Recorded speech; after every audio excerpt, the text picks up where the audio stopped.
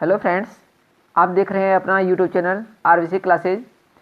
आज की वीडियो में हम डिस्कस करेंगे क्लास 12th के लिए इकोनॉमिक्स का फर्स्ट चैप्टर। इकोनॉमिक्स का फर्स्ट चैप्टर रहेगा व्यष्टि अर्थशास्त्र परिचय। इस वीडियो में हम महत्वपूर्ण ऑब्जेक्टिव क्वेश्चन को डिस्कस करेंगे, फिल इन द ब्लैंक्स को डिस्कस करेंगे, ट्रू फॉल्स को डिस्कस करेंगे और अति लघु उत्तरीय प्रश्नों को डिस्कस करेंगे। इसलिए आपसे कहना चाहूँगा कि आप हमारे साथ बने रहें और वीडियो को अंत तक देखें। तो आइए देर न करते हुए अपने वीडियो को शुरू करते हैं, क्वेश्चन को शुरू करते हैं। जो हमारा फर्स्ट क्वेश्चन रहेगा, सही विकल्प चुनकर लिखिए। सही विकल्प चुनकर आपको इसका आंसर देना है। सबसे पहला क्वेश्चन है, भारतीय अर्थव्यवस्था है तो भारतीय अर्थव्यवस्था कैसी अर्थव्यवस्था है? आपको 4 ऑप्शन में से एक ऑप्शन चुनना है। केंद्रीकृत योजनाबद्ध अर्थव्यवस्था, बाजार अर्थव्यवस्था, मिश्रित अर्थव्यवस्था या इनमें से कोई नहीं। तो जो इसका फ्रेंड्स सही आंसर होगा वो होगा सी, मिश्रित अर्थव्यवस्था। भारतीय अर्थव्यवस्था मिश्रित अर्थव्यवस्था मानी जाती है। नेक्स्ट क्वेश्चन रहेगा, सबसे पहले माइक्रो शब्द का प्रयोग करने वाले अर्थशास्त्री हैं। सबसे पहले माइक्रो शब्द का प्रयोग किसने किया था? जो ऑप्शन दे रखे हैं, मार्शल, बिल्डिंग, क्रीन्स, रेगर फ्रीस। तो जो इसका सही आंसर रहेगा बी का सी रहेगा, डी रहेगा रेगर फ्रीस। क्या रहेगा? रेगर फ्रीस। डी इसका आंसर रहेगा रेगर फ्रीस। आपसे कहना चाहूँगा कि आप हमारे साथ बने रहें और इन क्वेश्चंस को बहुत ही इम्पोर्टेंट है, जो कि आप इनको पढ़ें, याद करें। 2021 के एग्ज़ाम के लिए बहुत ही महत्वपूर्ण रहेंगे। नेक्स्ट क्वेश्चन रहेगा, किसने कहा अर्थशास्त्र धन का विज्ञान है? अर्थशास्त्र धन का विज्ञान है, यह किसने कहा? ऑप्शन है प्रोफेसर रॉबिन्स ने, प्रोफेसर जे मेहता ने, प्रोफेसर मार्शल ने या फिर प्रोफेसर एडम स्मिथ ने। तो जो ये कहा था, ये प्रोफेसर एडम स्मिथ ने कहा था कि अर्थशास्त्र धन का विज्ञान है। नेक्स्ट क्वेश्चन की बात करेंगे, उत्पादन संभावना वक्र का आकार कैसा होता है? उत्पादन संभावना वक्र का आकार कैसा होता है? जो ऑप्शन दे रखे हैं, मूल बिंदु की ओर अवनतोदर, नतोदर, सीधी रेखा या इनमें से कोई नहीं। तो जो इसका जो सही आंसर होगा, मूल बिंदु की ओर अवनतोदर। क्या रहेगा? ए आंसर रहेगा, मूल बिंदु की ओर अवनतोदर। नेक्स्ट क्वेश्चन की ओर चलेंगे, उत्पादन संभावना वक्र के अवनतोदर आकार का कारण है। जो उत्पादन संभावना वक्र अवनतोदर होता है उसका क्या कारण है? जो ऑप्शन दे रखे हैं उसके हिसाब से इसका आंसर रहेगा बी, घटती अवसर लागत। क्या आंसर रहेगा? घटती अवसर लागत इसका सही आंसर रहेगा। नेक्स्ट क्वेश्चन की बात करेंगे, एफ क्वेश्चन रहेगा, संसाधनों के पूर्ण उपयोग वाला बिंदु उत्पादन संभावना वक्र के किस ओर पाया जाता है?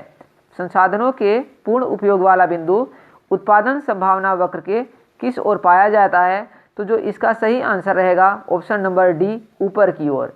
ना बाईं, दाईं या अंदर, ये गलत रहेंगे और ऊपर की ओर इसका जो है सही आंसर रहेगा।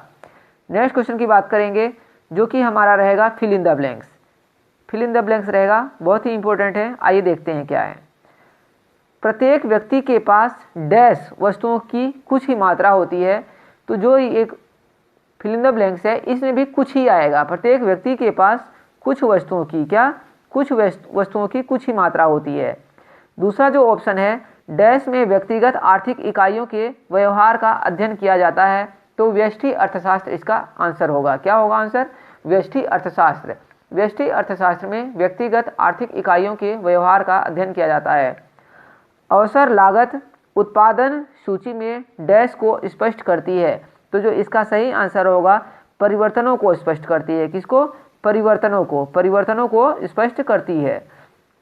नेक्स्ट क्वेश्चन है फोर्थ, व्यष्टि तथा समष्टि अर्थशास्त्र दोनों एक दूसरे के डैश हैं। तो जो इसका आंसर होगा पूरक आएगा। क्या इसमें फिल इन द ब्लैंक्स में भरेंगे? पूरक। व्यष्टि तथा समष्टि अर्थशास्त्र दोनों एक दूसरे के पूरक हैं। फिर है पांचवा, आर्थिक वृद्धि का संबंध डैश अर्थशास्त्र से होता है। आर्थिक वृद्धि का संबंध किस अर्थशास्त्र से होता है? तो इसका जो पांचवे का आंसर आएगा समष्टि आएगा। क्या आएगा इसका आंसर? समष्टि इसका आंसर आएगा। छठा क्वेश्चन है इसी में, अर्थव्यवस्था डैश इकाइयों का समूह होती है। अर्थव्यवस्था डैश इकाइयों का समूह होती है। तो जो इसका आएगा उत्पादन इकाइयों का। अर्थव्यवस्था किसकी इकाइयों, किन इकाइयों का समूह होती है? उत्पादन इकाइयों का। नेक्स्ट क्वेश्चन है इसी का सातवां, मिश्रित अर्थव्यवस्था डैश और डैश को मिलाकर बनती है। तो मिश्रित अर्थव्यवस्था, जो कि भारतीय अर्थव्यवस्था भी मिश्रित अर्थव्यवस्था है, किसको मिलाकर बनती है? तो इसका आंसर है समाजवाद और पूंजीवाद को मिलाकर बनती है। 8वां क्वेश्चन है, उत्पादित वे वस्तुएं तथा सेवाएं जो अन्य वस्तुओं तथा सेवाओं के उत्पादन में काम आती हैं डैश वस्तु कहलाती है। तो जो इसका आंसर होगा मध्यवर्ती। क्या आंसर होगा? मध्यवर्ती इसका सही आंसर होगा। फ्रेंड्स, आपसे कहना चाहूँगा कि अगर आपको वीडियो पसंद आ रहा है तो आप हमारे चैनल को ज़रूर लाइक करें और सब्सक्राइब करें और अपने फ्रेंड्स के साथ शेयर करें ताकि हमारा परिवार थोड़ा बढ़ सके। अब चलते हैं नेक्स्ट, जो कि हमारा रहेगा सत्य असत्य का चयन। सत्य असत्य आपको बताना है इस प्रश्न में। सबसे पहला है, उत्पादन संभावना वक्र मूल बिंदु की ओर अन्यतोदर होता है। तो ये इसका आंसर क्या होगा? फ्रेंड्स, इसका आंसर होगा असत्य। इसका आंसर क्या रहेगा? असत्य।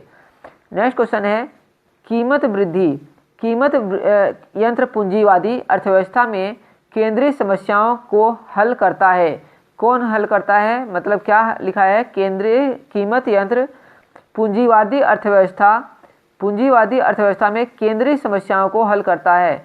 तो जो इसका आंसर होगा सत्य रहेगा। इसका आंसर क्या रहेगा? सत्य रहेगा। थर्ड रहेगा इसका, अर्थव्यवस्था पूंजीवादी, समाजवादी तथा अवसरवादी हो सकती है।